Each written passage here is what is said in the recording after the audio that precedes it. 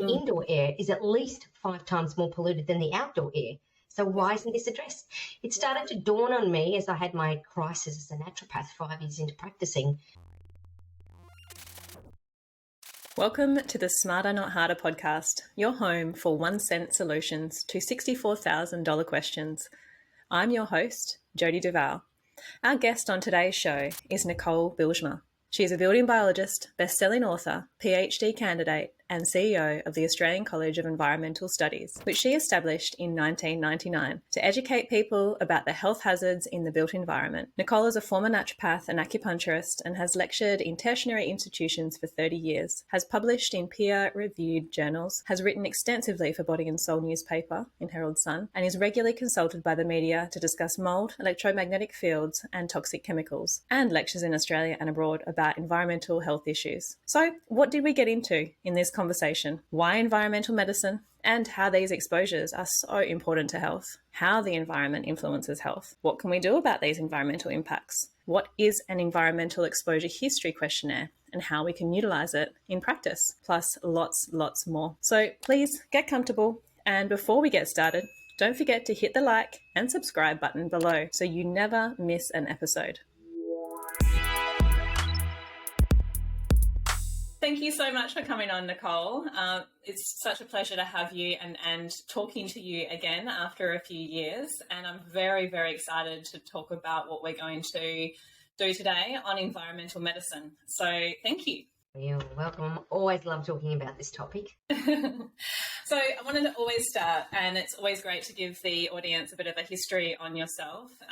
You do have an amazing college, the Australian College of Environmental Studies. And I wanted you to give us a little bit of history on how you landed here, how you came about, and why you created a college on it all. So my journey started as a result of 2 events that happened in my life. Firstly, I noticed a really strong correlation between many of my patients' illnesses, namely asthma, allergies, autoimmune disorders, and chronic fatigue syndrome at the time, and illnesses with their home. They started by the 3rd or 4th consultation going, what do you think of the mold in the house? Or, I'm sleeping near the meter box. Is that a problem? And, I didn't know anything about that. I have a qualifications as a naturopath and acupuncturist, spent 8 years at uni. Years and years ago, I finished. In fact, I was reflecting on that 30 years ago, I qualified. So it's been a long time. Wow. And also, went to China in 92 and did some further training in the TCM Guangzhou Hospital in acupuncture. And we didn't learn any of this.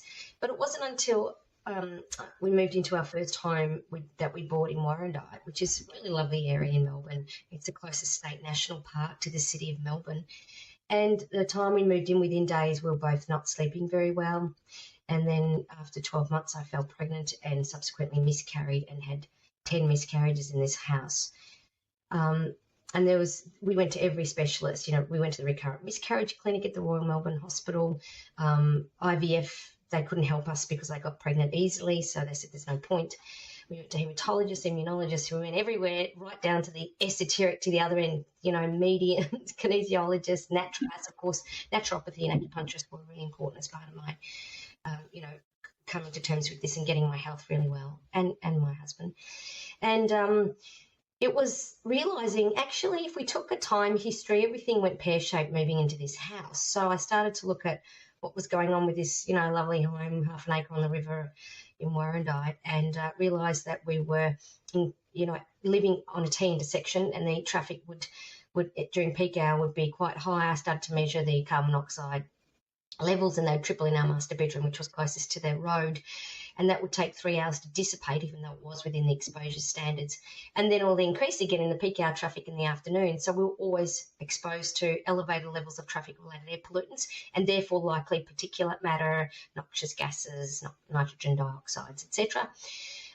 We had Parks Victoria coming regularly to spray our bushes, blackberry bushes, with pesticides, because we bordered on Parks Victoria, so there was quite an increased load of pesticide exposure. I also had a dowser come in because we had a European wasp nest just outside of our bedroom window, and he said that's a sign of geopathic stress, and it happens to be going under your bed, under the master bedroom. So I thought, well, that's another thing. But the big one was we were sleeping on the other side of the wall of the meter panel, And the magnetic fields, when I started measuring that, would increase in the middle of the night when the electric hot water service would kick in. So I said to my husband, we need to get out of this room, even though, the house looks good, you couldn't see or smell any issues, etc. So we need to get to the back bedroom. There's something wrong with the room. There's already 4 things I've identified that are an issue. Yeah. Moved to the back bedroom, fell pregnant naturally with twins, and the rest is history. In the same house is incredible. In the same house, yeah, exactly. My goodness. Goodness. And what really got me as a result of that is I started to look at the literature on indoor air quality by the US Environmental Protection Agency, and there was so much data. I'm thinking, why didn't we cover this in the naturopathic course? Why wasn't this covered? There's so much evidence on the impact of air quality. We know that more people die from breathing outdoor air in Australia than they do from the road toll. And indoor air is at least 5 times more polluted than the outdoor air. So why isn't this addressed? It started to dawn on me as I had my crisis as a naturopath 5 years into practicing.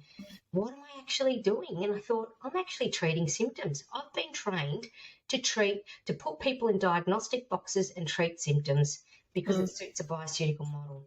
Now, I'm not against bioceuticals. They are very important, especially in patients with environmental sensitivities. But to the point where your focus and your training is what diagnosis is it and how do you treat that? That's actually wrong. I think the whole system needs to be unpacked, and what we really need to do is take an effective environmental exposure history, diet history, dental history, place history, occupational history, lifestyle history, and identify during the timeline the development of symptoms, what the root causes were, and most of the time you can find it if you ask the right questions and you know what to ask.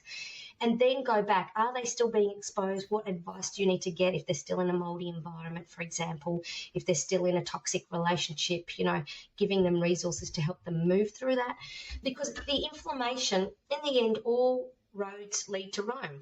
Chronic low-grade inflammation accelerates aging and accelerates the development of chronic diseases. So I think the whole model of putting people in diagnostic boxes is fine for acute diseases when you're excluding serious pathology. But when it comes to chronic disease management, it's actually not very helpful. And most patients end up on this polypharmacy or polybioceutical approach, which may or may not be helping them because the root cause is rarely addressed because we're not training our practitioners to ask enough questions to get to the root causes of what actually developed the illness in order to give them the advice as to how to prevent it. Absolutely. And in our traditional training, we don't cover much of these correct questions. And this is where I find as a lecturer, particularly at naturopathic colleges, is that you're not running through the correct questioning. It only comes after, like you say, a few years of practice where you're trying to unpack a person's life in a way that's systematic, that you can actually outline where the causal relationships of things are. And it only comes after chronic issues and chronic fatigues and all these other issues that you're actually realizing, well, what I've done is not working. Now I need to unpack further. And so therefore that's the starting point of where you should have been with most of your clients. And it's, health optimization, medicine and practice, it's really that coming back to that baseline health, what is it that we're needing to be foundationally well? And actually knowing what, if we are going to do it in terms of the nutraceuticals and any of the supports and treatments that we do, is it actually necessary? Is it actually needed? Are we actually targeting the right ones? Because there's so many outcomes and outlooks on that as well. So absolutely, do we need to unpack all of this and rearrange the way that we're practicing? I completely agree with you. Yes, it is. It's an interesting thing, isn't it? But it takes a while to unpack that because you've been spent, God knows, $100,000 on your qualification and you're overwhelmed because there's so many diagnostic scenarios and pathologies involved. And we're really using a pharmaceutical model for something that was never designed to be a pharmaceutical model. And that's why I ended up doing traditional Chinese medicine. So in the end, the way I was practicing was diagnosing in traditional Chinese medicine, but using Western herbs and supplements to support them.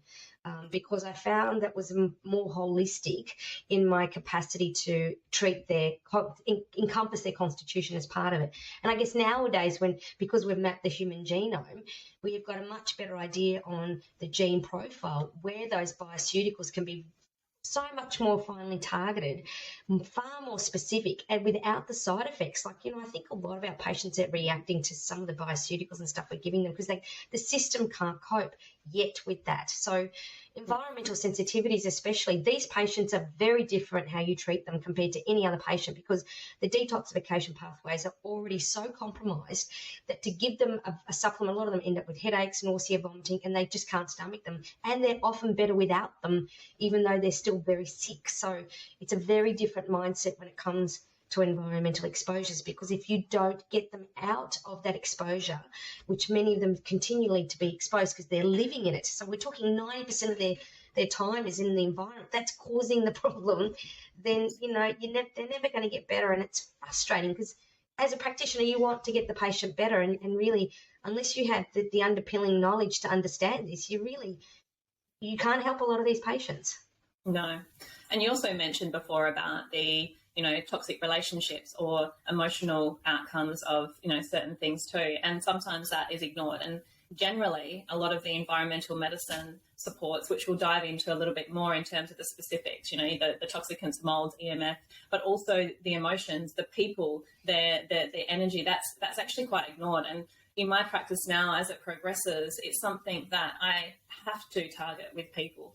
There's certain conditions that are constant, that are reoccurring. And, environment we've looked at toxicants, we've looked at EMFs, we've looked at molds, but then we look at the relationships that are in their life, and they are causal, and you can't ignore that. So when they move through that, certain things disappear, the conditions disappear. It's amazing just to be an observer of these sorts of things. For sure. And look, a lot of these patients are sick for so long, their body's expecting them to be sick long after the root cause is gone. So this is where things like somatic experience therapies are really important to give the body a voice that bypass the mind. I think the mind can be very tricky, and I think that's why a lot of the psychologies can be very limiting for these patients, because going through what's actually the history of what occurred is not necessarily what's needed, but to provide their body with an opportunity to voice their concerns, either primal therapy, somatic experience, polyvagal theory. These are important because the body expects to be sick long after you've treated them correctly, naturopathically, and remove the root cause. They still have this programming. There's still also generational conditioning that's in the DNA that needs to be dealt with, that I think is where we're moving to in the future, is to actually acknowledge this. And whether we use energetic medicine or acupuncture or other things like this, these amazing therapies coming onto the market like polyvagal theory and SE is going to be important. Having a good team of therapists around you is absolutely critical. The building biologist as part of your clinic, and good therapists, body therapists and naturopaths and etc., because these patients are so tricky. They're probably going to be one of the hardest patients to treat.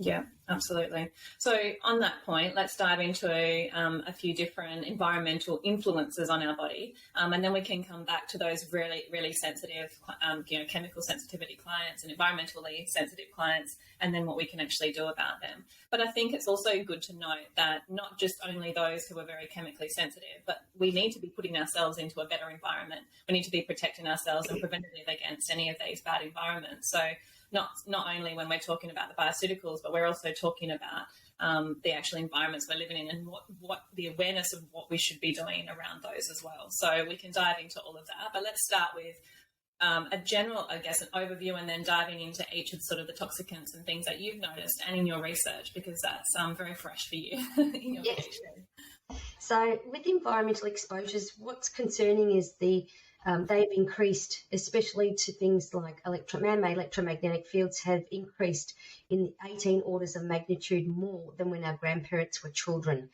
I mean, that is enormous.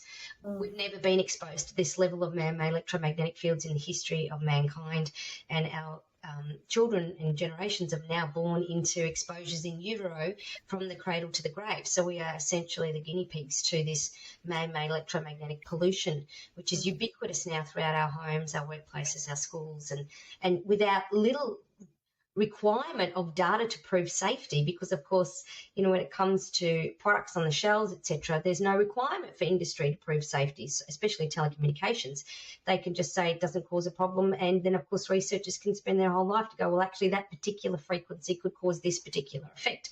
That takes decades of research, and unfortunately with electromagnetic field research there's very little funding, and the few practitioners and researchers who have decades of experience are often not getting funding by the universities because they're getting pressure from telecommunications. So massive conflicts of interest going on in the industry that people don't aware of.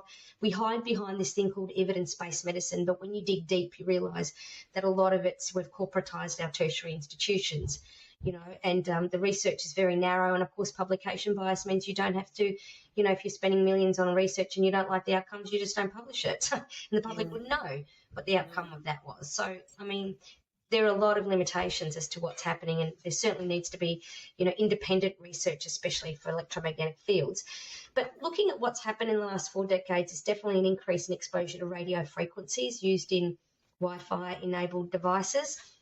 And what we know is that it impacts the body at a biological level, and we know the mechanism of action. So we know it suppresses melatonin, and of course blue light is very good at suppressing melatonin, which is why it's important to have, low or no blue light at night. So recently I installed all my downlights have 3 settings. They have full spectrum lighting that mimics the sun. They have half blue light for the morning and late afternoon, and then no blue light settings. So I just turn the light on the same light on 3 times to get the setting I want.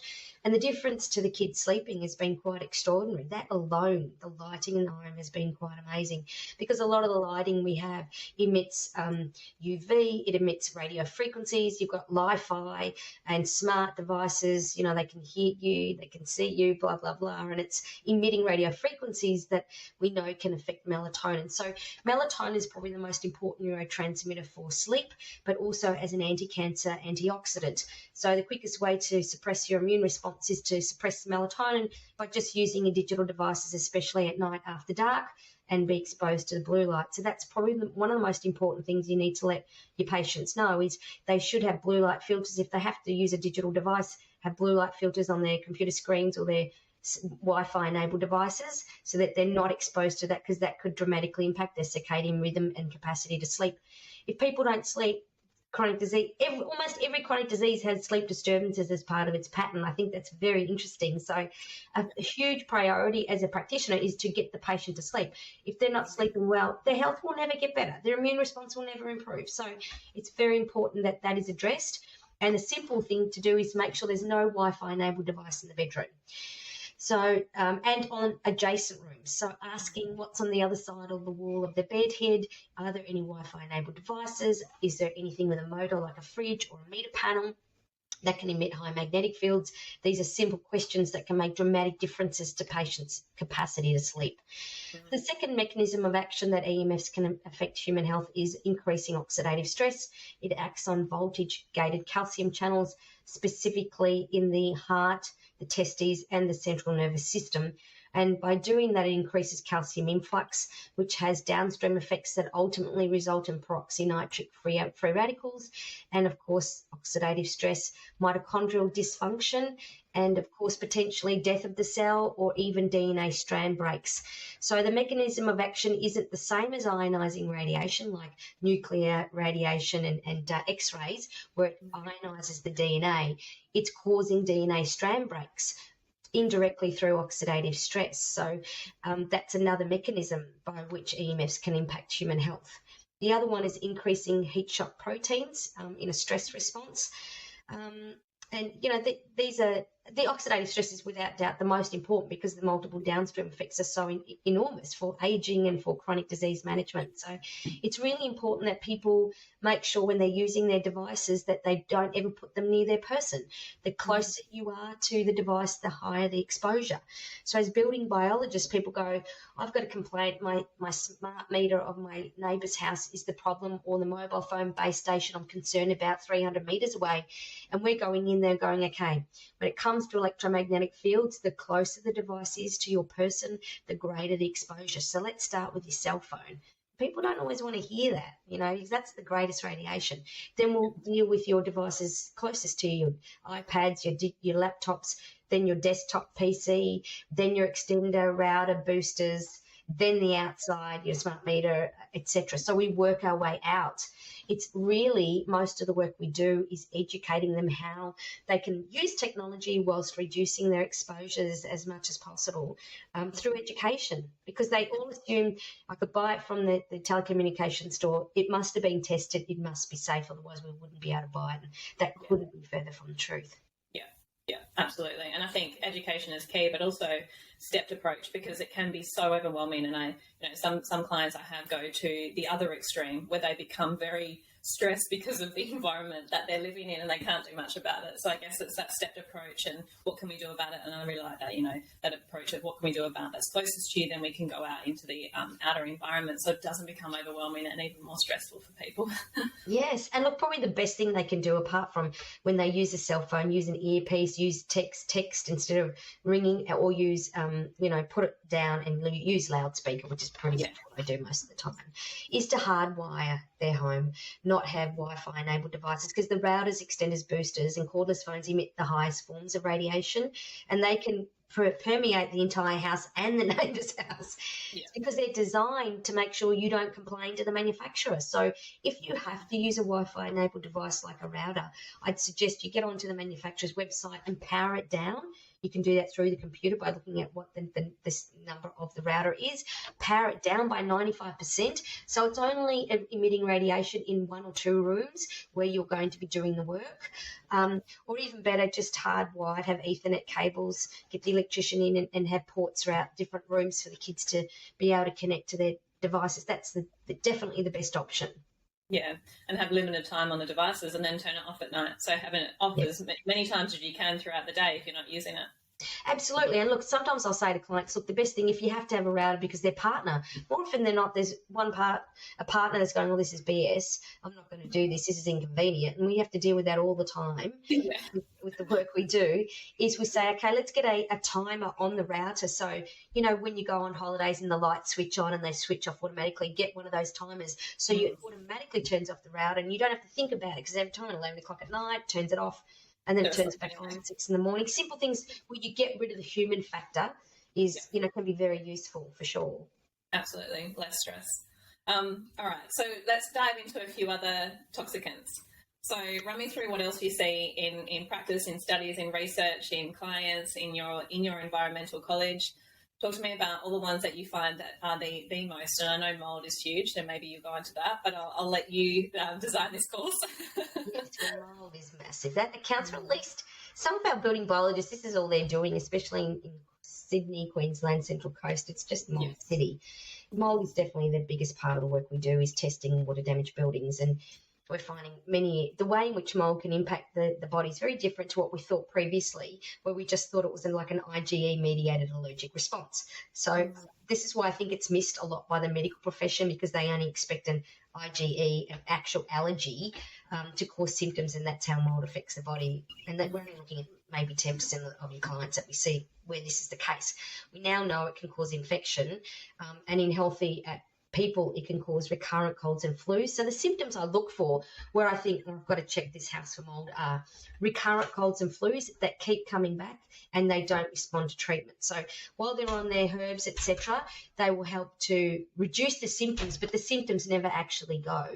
And when they're off the herbs, it comes back. So you're not getting to the root cause.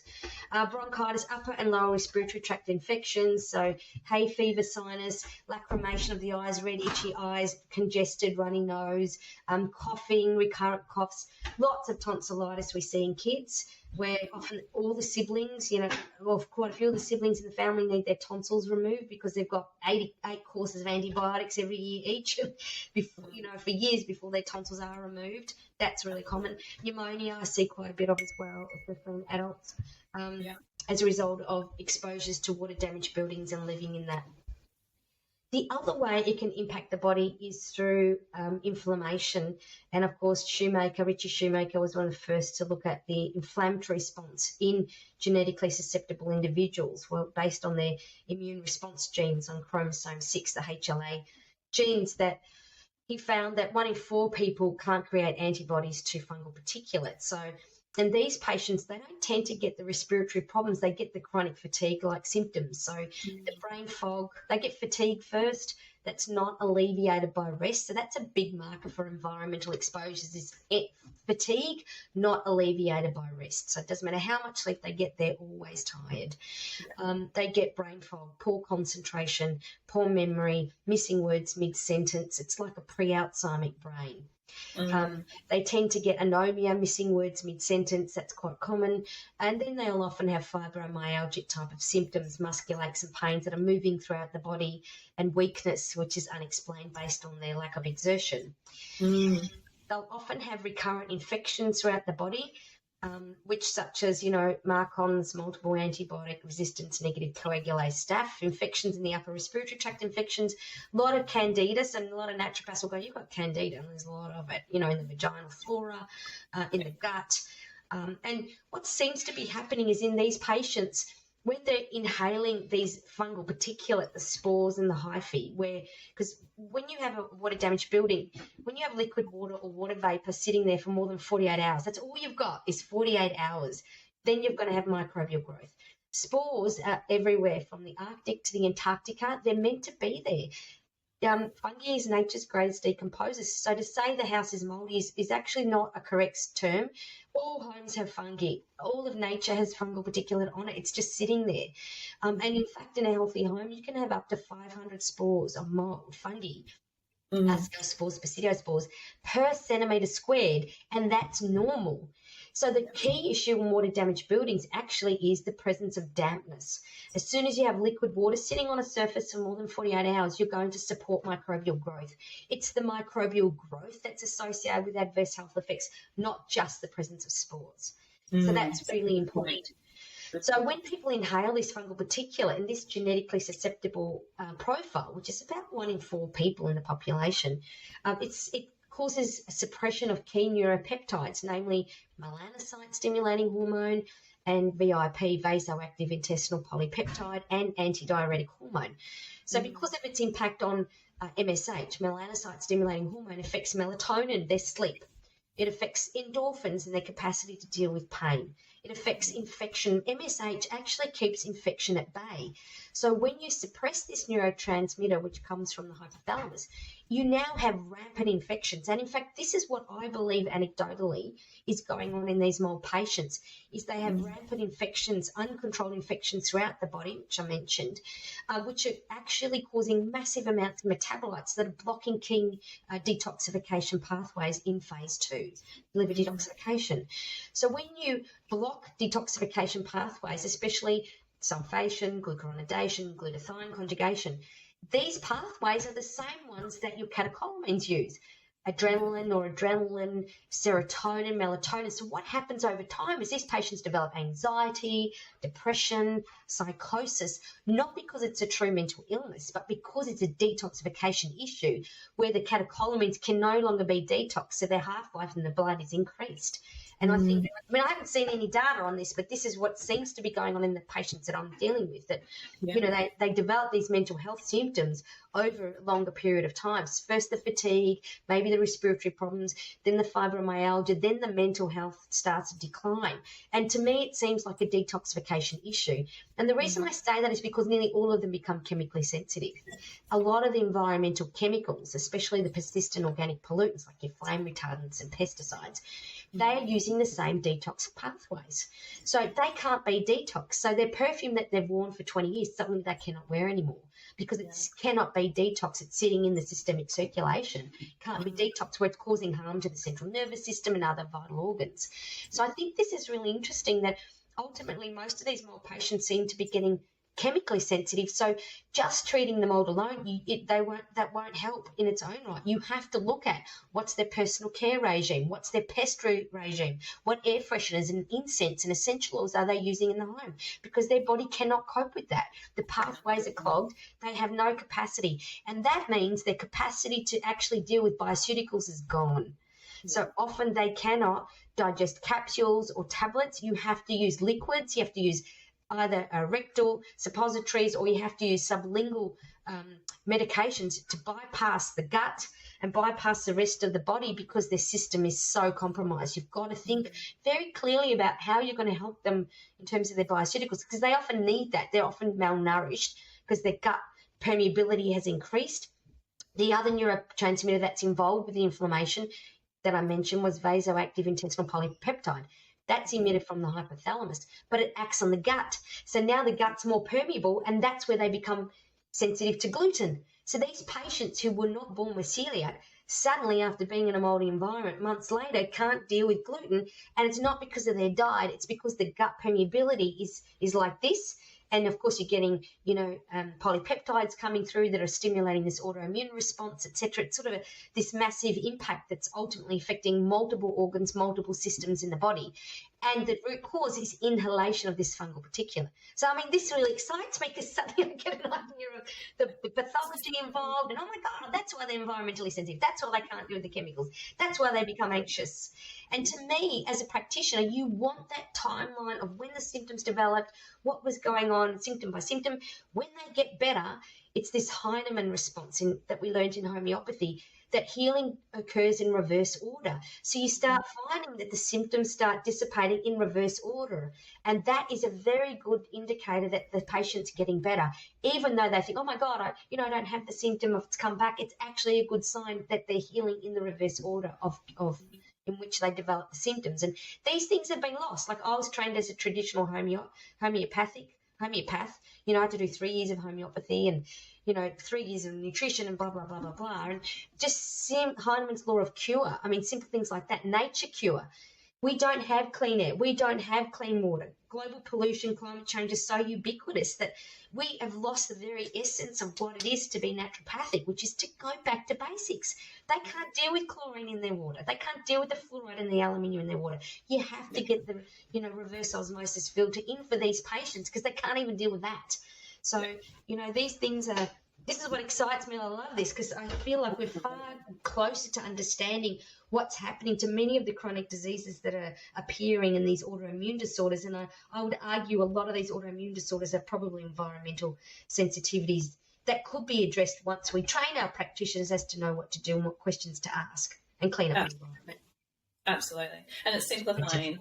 It's exciting. It is exciting, but again, it can be overwhelming for a client. But starting simple, starting step by step, cleaning up the water, cleaning up the environment, and just them understanding that it's actually coming back to nature where we're meant to be at.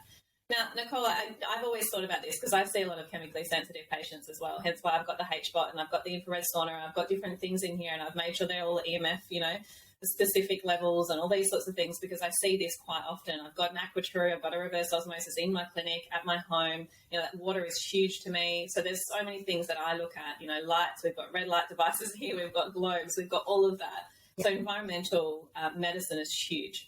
Now, when I look at it though, I think, I always look at the history and why this has come about, So obviously the years that we've been on this planet, the amount of toxicants that are on the planet, we have not adapted well enough. Are we ever going to adapt? I don't know. And what is the future of this sort of stuff? And I know this is probably an end of podcast discussion, but I just wanted to bring it up now because I guess it's a good thing to think about in terms of, where we should be going. Obviously, we're trying to change our environment to be a better environment overall for the world. But have these things occurred because we are slow to adapt evolutionarily? Absolutely. I mean, look at what's happening with environmental chemicals. This year, there was a paper that was published that said exposure to environmental chemicals has crossed the planetary boundary considered safe for humanity. I mean, that's a big statement. Like, that's, really shocking. And a lot of that's not filtering through where it needs to. Environmental chemical pollution has increased extraordinarily since World War II and the development of the agricultural industry, especially, and of course, industry in general. And, of course, pharmaceuticals. But it's just increased. We know there's over 185 million chemicals registered for use on the world's largest database, the Chemical Abstract Service. And every 60 seconds, another 20 chemicals are registered. That's 200,000 new chemicals every week. 80 to 90% have never been tested for their impact on human health. So large population biomonitoring studies, especially those by the National Health and Nutritional Examination Survey in the US, who are examining, thousands of its population of the public to determine what chemicals are in their systems. It's just every generation it's getting worse and worse. It's because it's not regulated very well. I mean, we have the Toxic Substance Control Act in the US, we have the REACH directive in the European Union, but there's a huge grandfather clause and there's still a lot of limitations to these procedures, because in the end it's coming at the cost of human health, because it's dividends for shareholders in a capitalist society. I don't want to get political, but that's really what it's coming down to. The exposure standard is what's practicable in a workplace for a 100-kilo man. So the exposure standard settings alone are inadequate, and looked at that in terms of my research. So there's huge issues going on here, and the chemicals are just ubiquitous. And now we realise that transgenerational effects are really important, that your fertility really starts with your grandmother, because it's passing in utero, through the placenta and through the breast milk. A lot of the persistent organic pollutants and environmental chemicals are passing through the breast milk, which is such an important prebiotic for your gut microbiome, but at the same time passing on lead and organocolloid pesticides, which is a catch-22. We need a concerted effort globally to reduce this chemical pollution, because despite the facts saying that we've crossed the planetary boundary, the exposure to environmental chemicals is anticipated to double or at least triple by 2050. So we are, this is just as a big issue as climate change, as far as I'm concerned. We need to educate clinicians to pass on the importance of getting rid of crap out of people's products. Buy less. Rampant consumerism is leading to a huge amount of global pollution. Buy less. Think about what you're putting on your skin, because that is absorbed directly into the systemic circulation. All this marketing hype about anti-aging, etc., when it's actually just petrochemicals, etc. We need to educate people that this is really important. If you want your grandkids, you're going to have to start before your kids are born to reduce the amount of stuff you're exposed to that's not going to pass through, because these environmental chemicals are everywhere. And that's the area that I think is most overwhelming, and it is overwhelming for any clinician. Where do I start? You start with giving pamphlets to show your patients. If you ever want kids, you really need to reduce your toxic load now. You need to really be on an organic diet as much as you can, as is important. Don't live near a golf course. If you're within a kilometre away, you're going to have high levels of pesticides, as I found time and time again. Living near flight paths, living near traffic-related air pollutants. Place medicine is really important. Living near farms where there's crop dusting. Living near heavy traffic where there's high levels of lead dust. Still, tons and tons of lead dust all over. A few weeks ago they published that study about the chooks and found that the chooks in a city of Sydney had 40 times higher levels of lead than factory chooks. And the reason is because if you live in an inner city area, the air pollution is really bad. You've got lead dust sitting all over the place, because where do you think the leaded petrol went? It's sitting in the dust along all the roadsides in inner city areas. You've got traffic-related air pollutants. It's settling on the soil. It's settling on your house. If you're drinking tank water or the tank water for your veggies in the inner city, I'd say don't. That's the cost of living in an inner city. It comes at a cost to particulate matter, cardiovascular, lung problems. So I would challenge a patient with asthma allergies. Is it possible to you to move to a more a suburban or bushy environment? Because the plants are the lungs of the planet. They will do. If you don't get a filter, your body becomes the filter, and that's especially the case in the inner city areas. So most of my students, I'll probably say all of my building biologists coming through the course, would not be living in the inner city areas after they've done the course, because it's not possible to maintain great vitality when you're constantly inhaling particulate matter and traffic-related air pollutants, which we now know, as a study last week, showed that lung cancer in non-smokers was due to air pollution affecting 90% of the world's cities. Yeah. In relation to that, you've got the green areas, you've got your blue zones, so the green and blue zones, you've got your oceans. How much... so obviously living within a forest or a less pollutant environment is much better, and the trees obviously have a huge component of that. What in comparison is that to living near the ocean?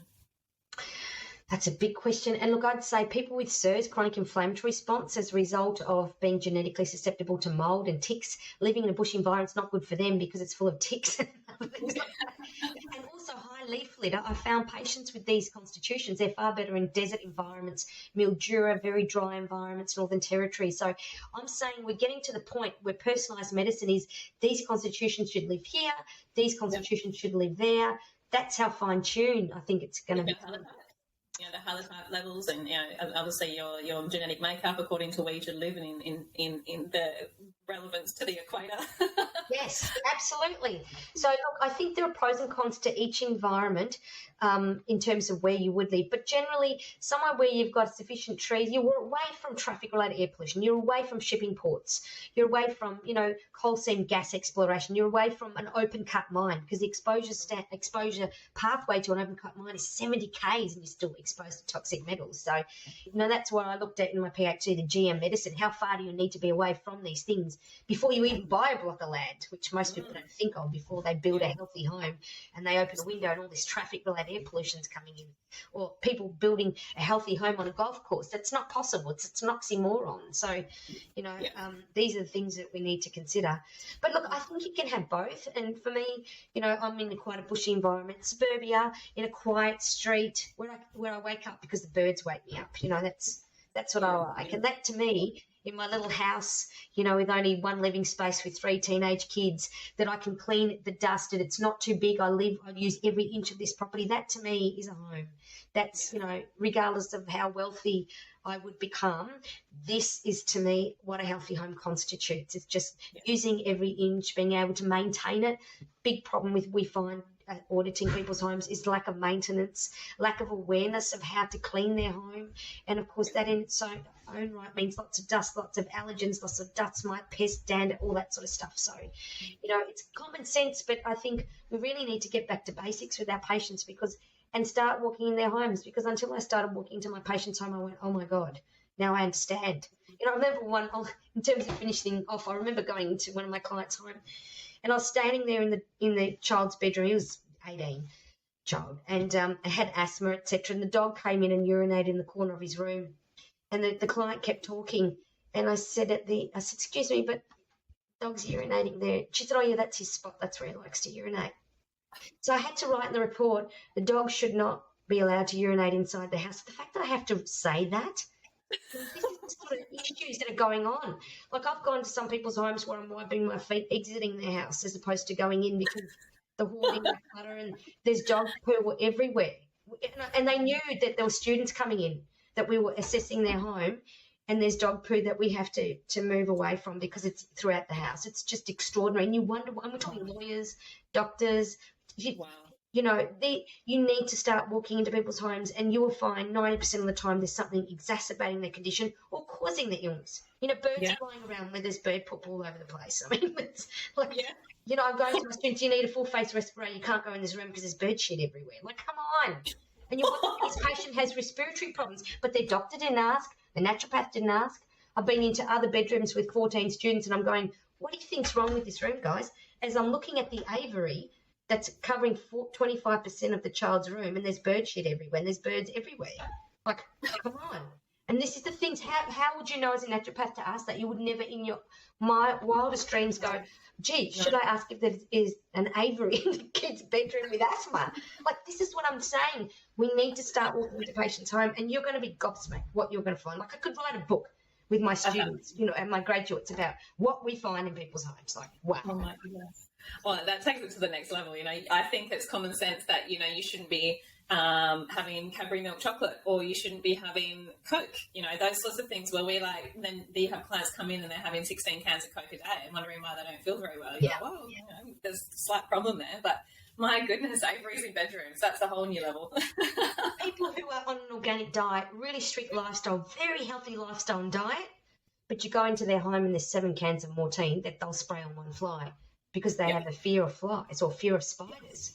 So they'll justify their paranoia and their OCD on that, and not see that they're increasing their toxicity. Yeah, which is increasing their OCD. Absolutely. And this is the thing, they actually don't see it until you spell out and go, oh my God, I never thought about that. Yeah, wow. So really, awareness and education for both practitioners and clients is absolutely key.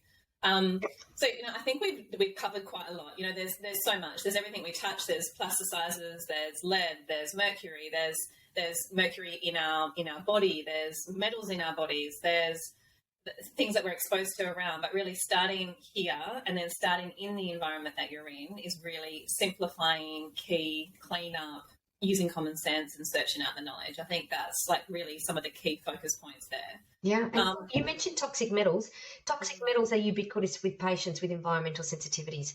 And I think obviously their impact on the human body are enormous, but especially because many toxic metals are not only hormone disrupting chemicals, but they're also antibacterial.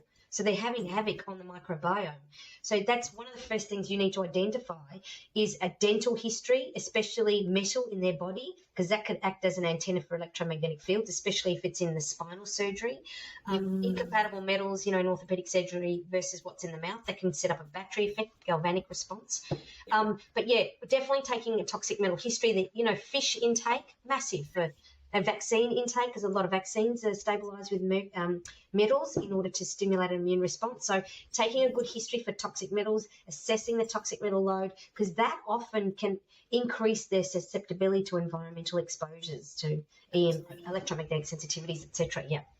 Yeah, absolutely. And I didn't think metals were a huge issue like that. Now, because of my history in my clinic, I now ask a very, very comprehensive, and I'll get into the questionnaire because that's a really important one that I want to ask you and what we can do. But now I try myself in the best way I can is ask the most, important questions around all the environmental exposures. I had a client who came to me in a wheelchair. She was 21 and she had jaw surgery and had metal plates put all throughout her jaw. And it was 12 to 18 months later that she was in a wheelchair, couldn't move, her legs, was in extreme agony, burning pain in her back, and everyone told her that was nothing to do with her jaw surgery and the metals associated with that. So we had to go out and reach and get special, I think it's ELISA testing, metal testing for her specifically from Germany, and then realise that there was a specific allergy to this metal. Had removal because that was how we actually, got it through the healthcare system, and then is now in recovery. And it's incredible how debilitating and how quickly she went down. Like a normal, average teenager went head down into a wheelchair and not being able to be social and couldn't even get herself out of bed. She had a plank to try and move herself out of her own bed.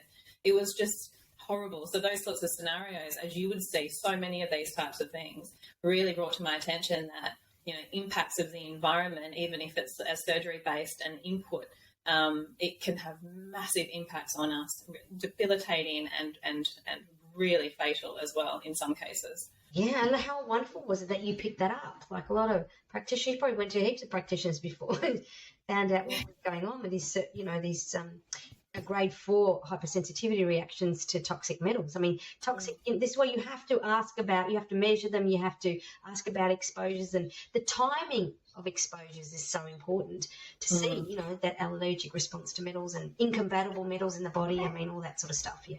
Absolutely. And just understanding what's actually contained in those particular implants. It blew my mind. What actually is contained in that is not just one form of metal. There's multiples, and sometimes in varying degrees and ratios. And depending on what area of the body, people are living with them for the rest of their life, in their hips, in their legs, the rods, all sorts. Yeah. So, and in the mouth as well, in the teeth, in the meridians. All incredible information. So, Nicole, what do we do? What do we do about it? Obviously, we're asking questions. We're doing a really good case history. I wanted to ask you about the environmental exposure history. So it's a PHOLD3, am I correct? Yes. So when I asked the top environmental doctors in Australia and New Zealand how they deal with patients, how they treat patients with environmental sensitivities, and I published that paper in 2016.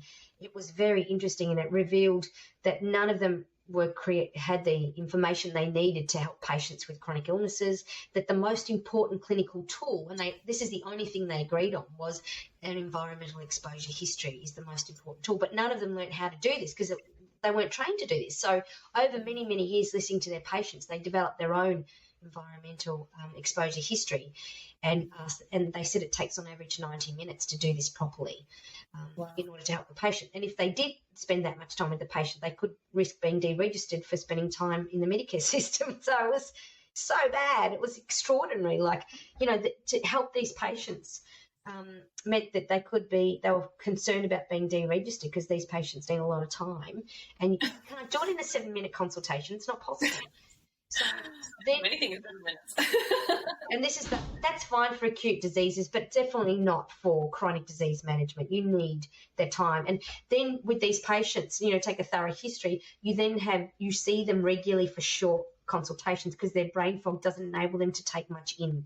in your titrate. You cannot give them bags full of bioceuticals. You have to focus on one thing, say toxic metals, we'll deal with that for the next few months, then deal with chemicals the next few months, and deal with EMFs.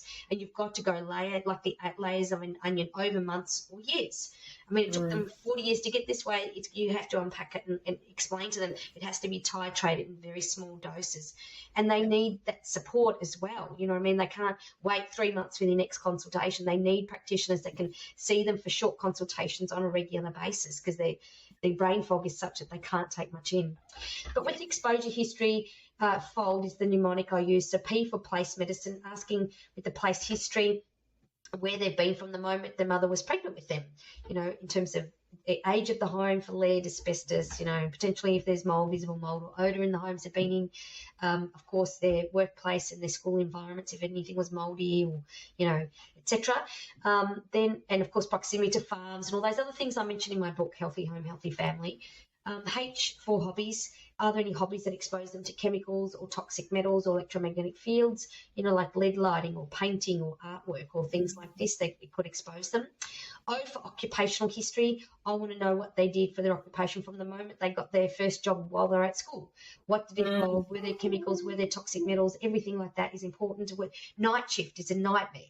Any night shift will affect their circadian rhythm, and in turn it will affect them on every level, you know, in terms of everything. So that's important that they don't do that.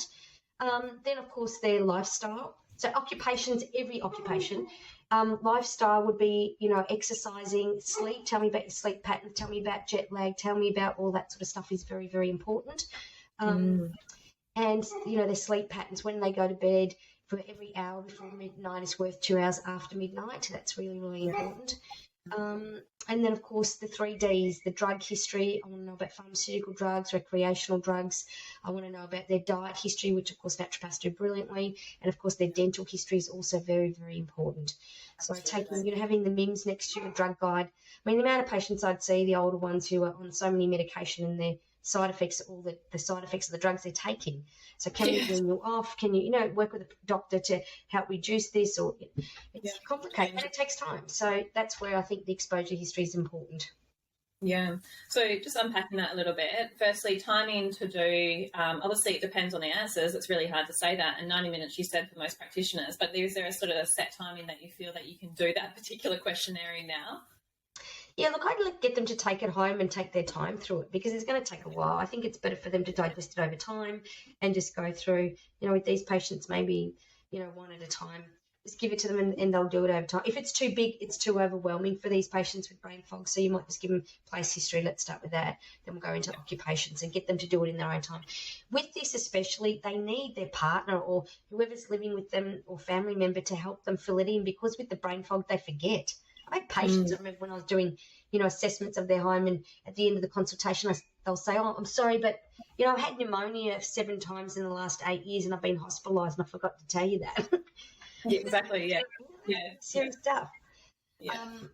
So enabling them to, you know, do that in their own time, so, because they'll forget and then they'll remember, getting other family members involved or people they're living with, because they'll contribute some useful information. If you've got these patients in the clinic, to have their partner or someone who knows them well there, so they can help jog their memory, because they'll often be very forgetful. Yeah, absolutely. And having you in front of them sometimes just to run through some of those questions is important, and that's where that re-jog happens, and they're just like, oh yeah, I remember that, you just reminded me. Yeah. So yeah, absolutely. So I think that's a fantastic resource and a prompter for most practitioners to be able to guide themselves through the environmental history of a client. Obviously, that's what it's there designed for. And I think it's very important to understand that as most practitioners or medical professionals, we try to do all at once. And I think that just comes from how we have been designed as institutions. We try to do, a lot, and we look at symptoms and we try in that top down versus that bottom up approach. And from that approach, it does take time, and to allow the client, for most of my clients who I've had with chemical sensitivities or exposures, then they are always wanting to be better quicker, obviously, because they're at the low point of their life. Now, how long is this going to take, Jodi? Is this going to be 3 months? Is it going to be 6 months? Is it going to be 12 months? Well, you just don't know, but it's going to be at least 12 plus months that you're going to be taking to get yourself back to this point. And there is ups and downs in between all of that. And they get so disheartened by 3 months when they have like a relapse as such, where where they feel a bit better and then whoop, they go down a little bit and they're like, oh, I'm failing. So there's really a lot of work from the practitioners and the medical professional point of view that you have to uplift your clients and support them in so many different ways, not just what you're prescribing them. Yes, and this is where the diary is important. Like, I had a patient who went to their house, and most of the work we get as building biologists is through integrative doctors who have patients with these chronic illnesses and chronic inflammatory response, etc. And went to her house and did the assessment. The split system was completely contaminated with mold, and there was mold throughout the house because it was a single-story weatherboard 1970s with no insulation, single-pane windows. She was doing 4 loads of washing a day, washes the towels every day, washes the bed sheets every day. It's high levels of water vapor, and that hits a cold surface on the windows and the walls, and it causes mold. And she was very, very sick as a result of that. And she, the house was remediated, etc. And what she found was that when her husband was cleaning the mold off the surface, I said, you can't clean the mold, she would get a reaction. So even though she seemed to get better and the mold came back, every time we cleaned it, we highlighted when her symptoms and her son's symptoms got worse. So taking a diary and seeing what the patient thinks caused it can be very powerful and save you a hell of a lot of time. By them being more finely aware of tuning into their body below their neck and going, okay, my body just reacted, what's going on, to either audio record it or write it down can save you months of treatment. So trying to see those correlations. Did you go into your auntie's house that was moldy? Did you, have something that you ate that was problematic? Let's do a fast and challenge to see what that is. But it is a long-term process. It's like peeling the layers of an onion and just explaining that to the client. But once you've got that initial history, when they start going reverse order that they're getting better, and that gives them something to hope for. Oh, my God, I've got this, I've got rid of those symptoms and my mental health is getting better. The fatigue's there, but, they're sleeping a little bit better. That's gold.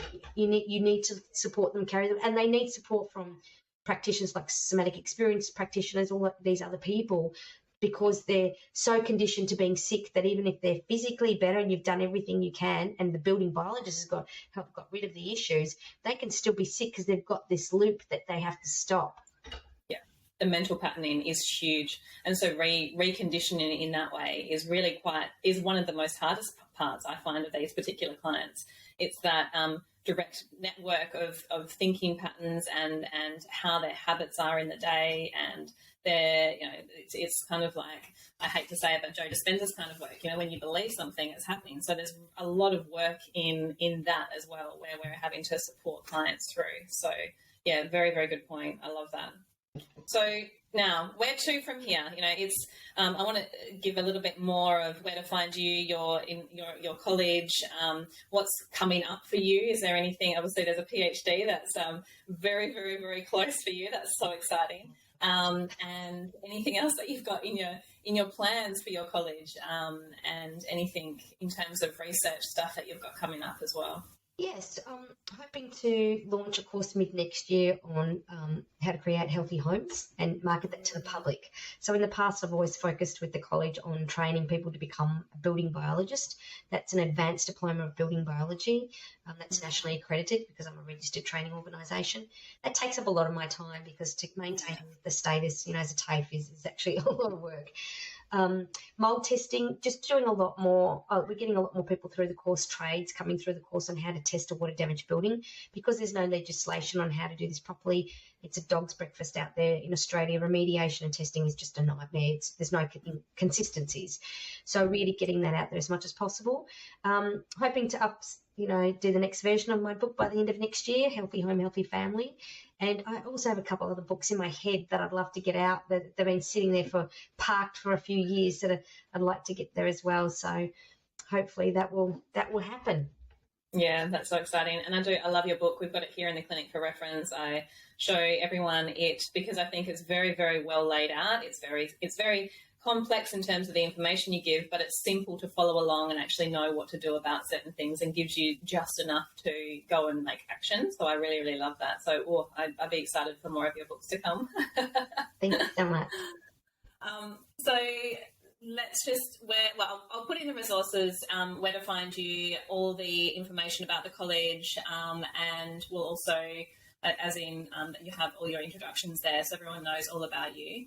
But I really, really appreciate your time today, Nicole. Thank you so, so much. That was a really in-depth, and I'm sure, well, I got lots out of it. I'm sure everyone else will get a huge lot out of it, and I've learned a lot today as well myself. So thank you so much. Thanks for the opportunity. We'll speak soon. This has been another episode of the Smarter, Not Harder podcast. If you enjoyed the show, can you head over to Apple Podcasts, Spotify, or wherever you listen to your shows and leave us a 5-star review? And while you're at it, go to YouTube and click subscribe. Thank you for tuning in to the Smarter, Not Harder podcast, your home for 1 cent solutions to 64,000 questions.